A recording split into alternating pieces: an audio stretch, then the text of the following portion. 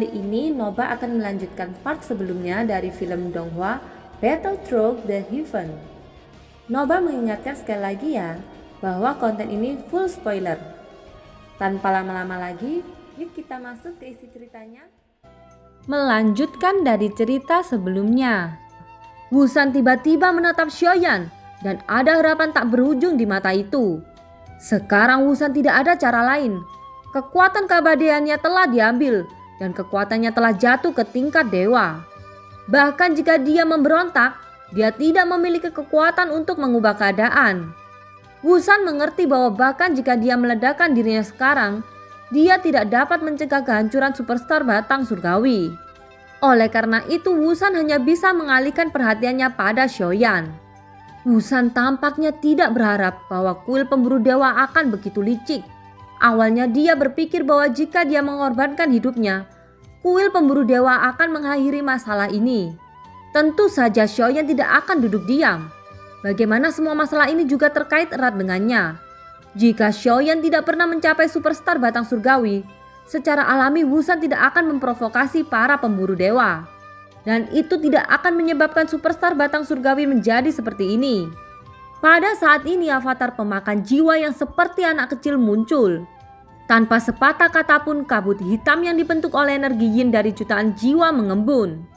Dengan pikiran di benak Xiaoyan, energi yin yang agung ini menyelimuti 100 pemburu dewa. Melihat ini Kapten Pemburu Dewa tahu bahwa Xiaoyan mencoba menghentikannya.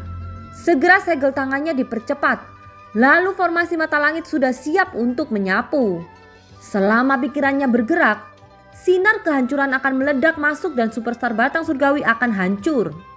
Namun pada saat ini sosok asli Xiaoyan sudah melesat keluar dan segera berteriak keras. "Yao Beng, alam domain api!"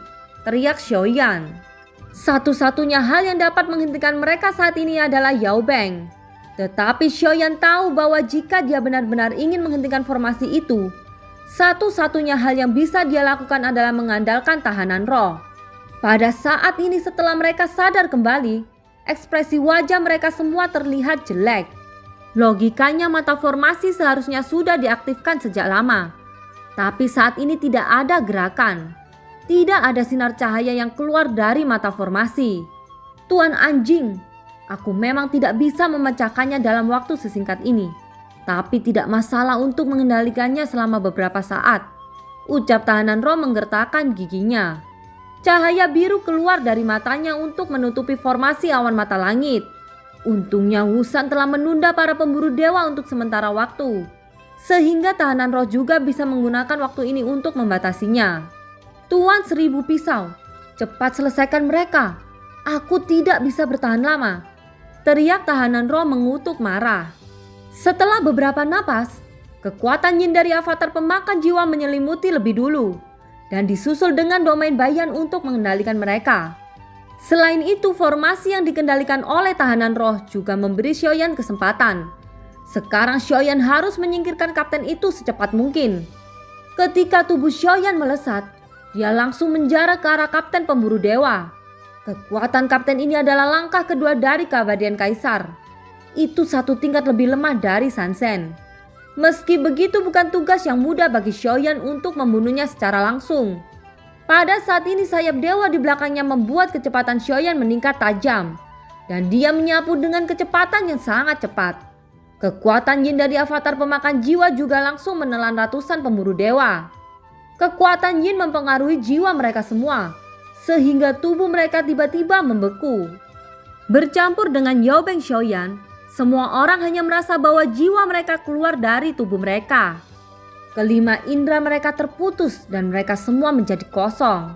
Hanya eksistensi keabadian Kaisar langkah kedua yang tahan oleh Bayan untuk waktu yang lama, dan dia segera pulih kembali. Tetapi kekuatan yin dari avatar pemakan jiwa masih dengan gila-gilaan membasuh jiwanya, membuatnya menunjukkan warna kesakitan.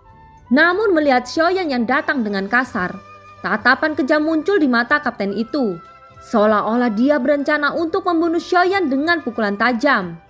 Aura ini, dia sebenarnya hanya Dewa Bintang 8, sungguh mencari kematian, teriak Kapten Pemburu Dewa. Mata Kapten Pemburu Dewa menyipit. dan kekuatan keabadian melonjak dari tubuhnya. Untaian kekuatan keabadian yang berwarna keemasan melingkar lalu mengembun di tinjunya. Dia sangat percaya diri bisa mengalahkan Xiaoyan, lupakan Dewa Bintang 8. Bahkan keabadian Kaisar langkah pertama akan menjadi daging cincang di bawah serangannya. Mata Xiaoyan sedikit berkerut. Meskipun dia memiliki sayap dewa, dia hanya bisa melawan langkah pertama keabadian Kaisar. Tetapi jika harus melawan langkah kedua keabadian Kaisar, itu masih hal yang sangat sulit baginya. Namun Xiaoyan harus membunuh kapten itu untuk mencegah formasi awan mata langit. Kalau tidak, maka superstar batang surgawi akan benar-benar dihancurkan. Pada saat ini sosok kapten pemburu dewa tiba-tiba muncul tepat di depan Xiaoyan.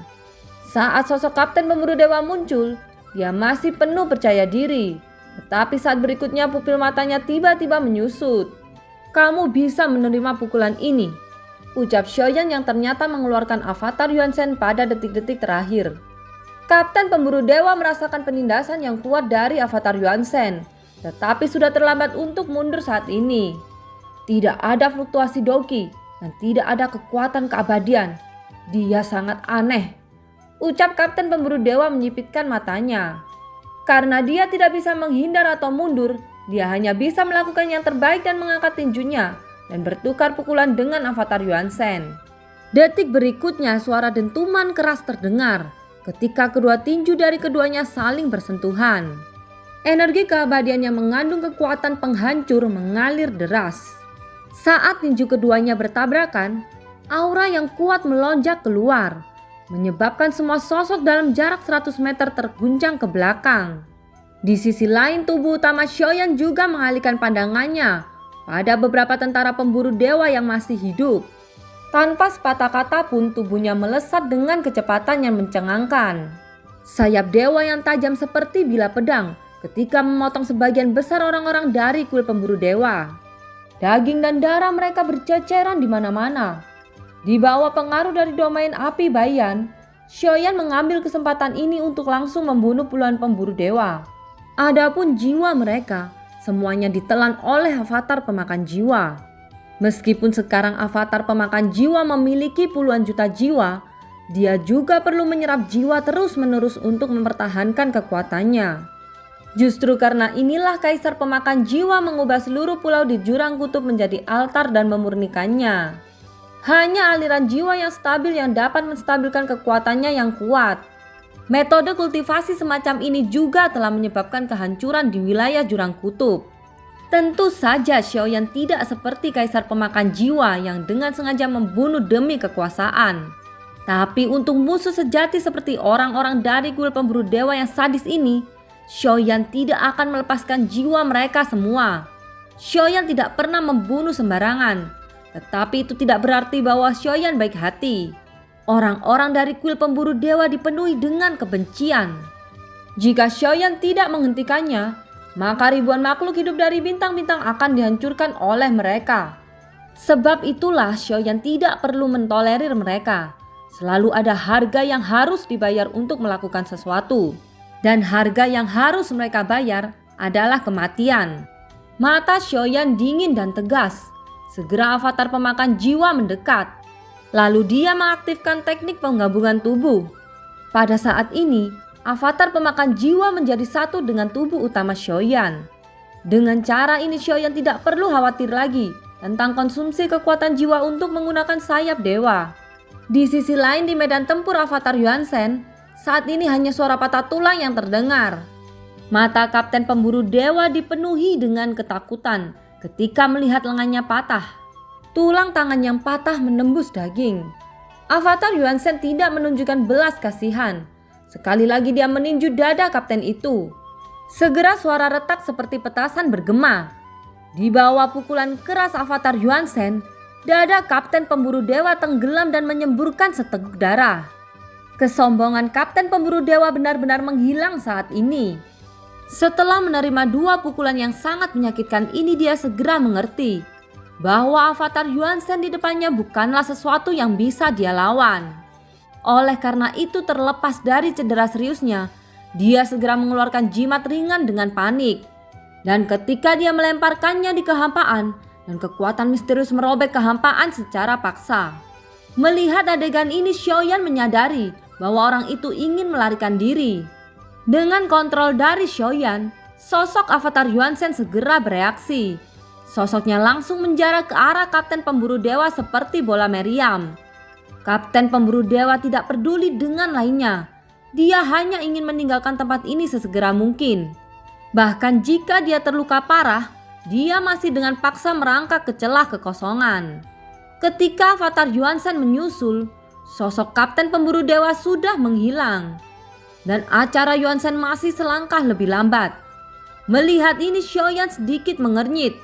Jelas Xiaoyan tidak mengharapkan bahwa orang ini benar-benar memiliki sarana untuk merobek kehampaan, yang bahkan melarikan diri sendirian meninggalkan semua bawahannya di sini. Xiaoyan tidak ingin membuang-buang waktunya. Segera avatar Yuan Shen bergegas menyerbu ke arah kerumunan. Saat ini sebagian besar orang-orang dari kuil pemburu dewa telah pulih. Mereka mulai bergabung untuk melakukan perlawanan. Tepat ketika mereka berpikir bisa bergandengan tangan untuk menangani Xiaoyan, tiba-tiba avatar Yuan Shen bergegas ke medan perang seperti dewa pembunuh. Satu pukulannya langsung menembus beberapa sosok sekaligus. Setelah itu suara ledakan terus-menerus terdengar dan avatar Yuan Shen terus membunuh pada satu waktu. Bahkan pemburu dewa yang berada di tingkat dewa bintang 8 langsung hancur sebelum pukulan avatar Yuan Shen mendarat. Di bawah pukulannya yang mengerikan itu, semua sosok meledak, kemudian berubah menjadi kabut darah. Dalam waktu singkat, hampir 100 orang itu musnah tanpa tulang yang tersisa. Bahkan jiwa yang hendak melarikan diri tidak bisa bereaksi setelah diselimuti oleh kekuatan yin dari avatar pemakan jiwa. Kemudian avatar pemakan jiwa menelan jiwa mereka semua. Sebelum kedatangan Xiaoyan, para pemburu dewa bertindak secara arogan. Pada akhirnya mereka tidak pernah berpikir bahwa mereka akan mati seperti ini. Beberapa saat kemudian, seluruh kehampaan menjadi kabut darah yang tercipta dari para pemburu dewa. Xiaoyan terus berjalan di antara kabut darah. Setelah beberapa saat, ratusan cincin penyimpanan terkumpul di telapak tangannya. Tidak buruk, ucap Xiaoyan sambil menyeringai.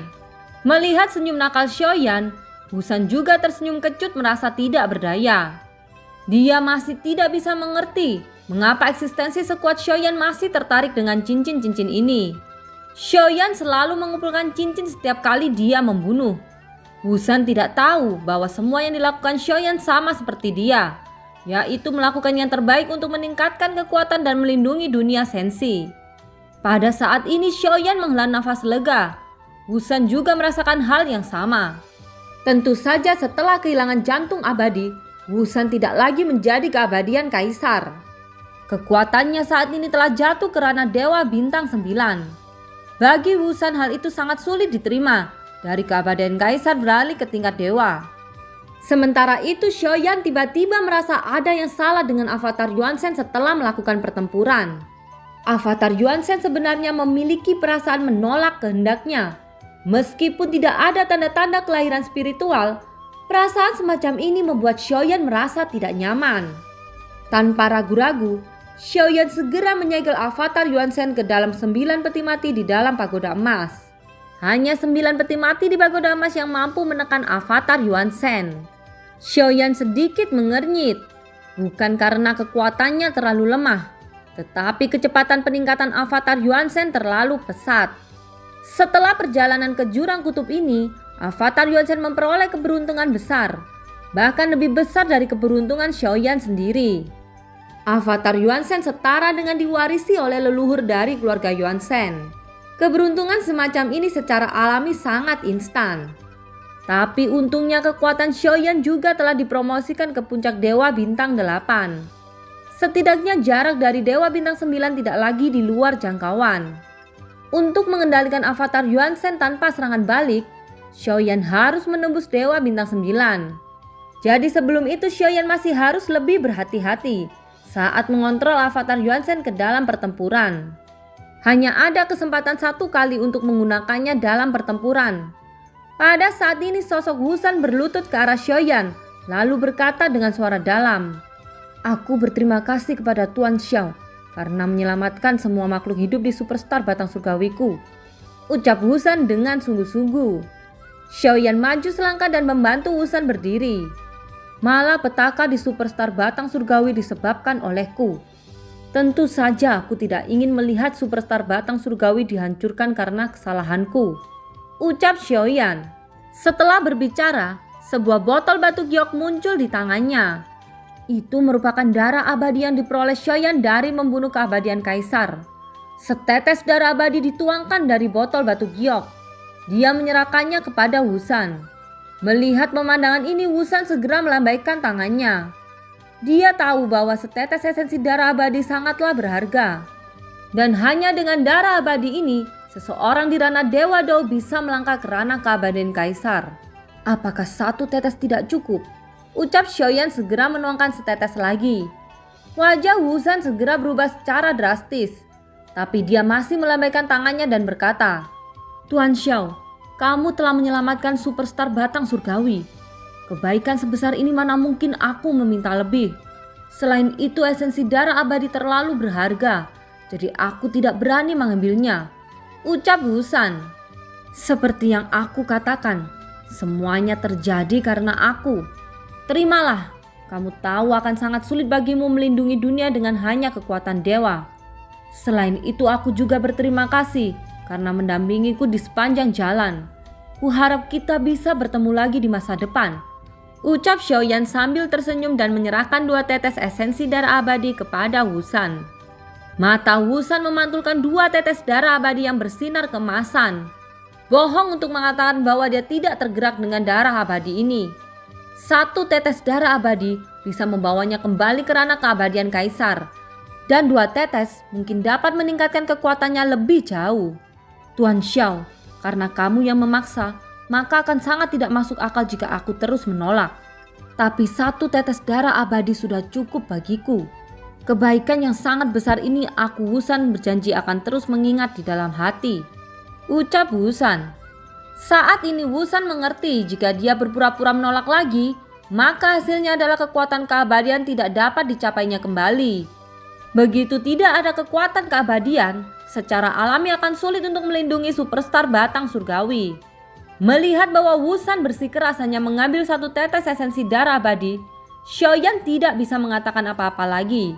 Setelah memberinya setetes esensi darah abadi, kemudian dia menyingkirkan botol giok di tangannya. Bagi Xiaoyan saat ini, esensi darah abadi tidak memiliki efek apapun, baik itu untuk avatar pemakan jiwa atau avatar Yuan Shen. Esensi darah abadi tidak berpengaruh pada keduanya. Tetapi bagi Wusan, esensi darah abadi sangat berharga. Tanpa setetes esensi darah ini, dia tidak akan memiliki harapan untuk menembus keabadian lagi. Sementara keduanya masih berbicara, tiba-tiba terdengar keributan diikuti dengan suara tahanan roh. Tuan kejam 1000 pisau, formasi awan mata langit belum menghilang. Tampaknya seseorang telah mendapatkan kembali kendali atas formasi ini, teriak tahanan roh dengan kecemasan di matanya. Di atas formasi awan mata langit sekali lagi bergoyang dan dipenuhi dengan aura destruktif. Baik Xiaoyan maupun Wusan tiba-tiba mengangkat kepala. Pada saat yang sama, mereka melihat ke arah formasi awan mata langit yang sudah bersinar terang. Mata yang dibentuk oleh Run mulai bersinar dengan kekuatan penghancur yang melonjak keluar. Arah dari sinar cahaya itu menuju superstar batang surgawi. Jangan! Teriak Wusan dengan mata memerah dan pupil yang tiba-tiba menyusut dipenuhi dengan ketakutan yang tak terkatakan. Pada saat ini Wusan tidak mengucapkan sepatah kata pun. Tubuhnya bergegas keluar menuju ke sinar cahaya. Dia berencana menggunakan tubuhnya sendiri untuk menahan fluktuasi kekuatan penghancur ini. Wusan, jangan lakukan. Sinar cahaya ini tidak bisa diblokir oleh tubuhmu, teriak Xiaoyan. Dan film pun berakhir. Terima kasih ya yang sudah nonton Nobas sampai akhir. Sampai jumpa.